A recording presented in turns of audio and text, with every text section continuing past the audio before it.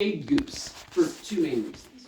First of all, goose is way easier to say and remember than Erlenmeyer. And two, it kind of looks like a goose, right? It has a cute little beak like a goose, a nice long neck like a goose, and just like a goose, it has a big fat bottom to support itself.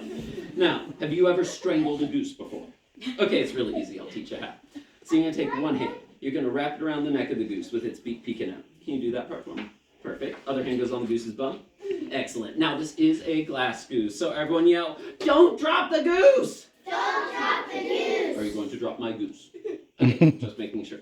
Now my goose is thirsty, so we're going to give my goose some water. And what I would like you to do is, well, I guess it wasn't that thirsty, it spat some out. Can you tell me how that water feels on your bottom hand? Is it hot, cold, warm, cool? Cold? Okay. How about now? Is it still cold? Is it getting warmer?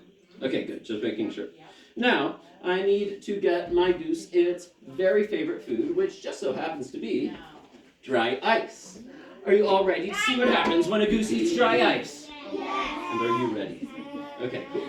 So, I'm going to... This might be goose in size. Yeah, that's perfect. Go in there. Okay. 3, 2, boop. And boop. Okay, there we go. And let's give it a couple more pieces. One more. And we'll do one more.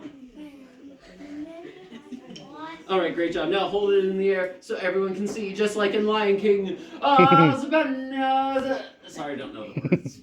All right. Now, do you all remember how I said that dry ice doesn't get wet?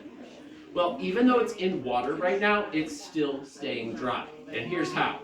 When the water gets close enough to where it almost touches the dry ice gets hot. And what does dry ice turn into when it gets hot? A gas, right?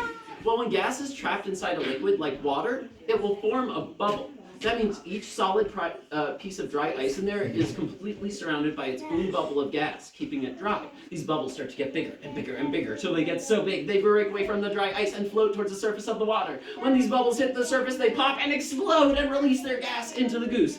The gas then starts growing to fill the goose. But since there are holes in the goose, it will then start to overflow the goose. Then the gas starts growing and spreading to fill up this room. If we open the doors to outside, it'll start growing and spreading down the driveway, through the yard. It'll start going down the street, over the houses, through the woods, and keep growing and spreading throughout the world! But that's okay, this gas is very safe, so it's not a big deal. Now I'm going to take this from you for one moment, but could you stay right there with me? I'm not done with you quite yet. I wanted to tell you all just a little bit more about what dry ice is exactly. Yeah, totally safe. Do you want to try it? No? Okay, that's totally fun.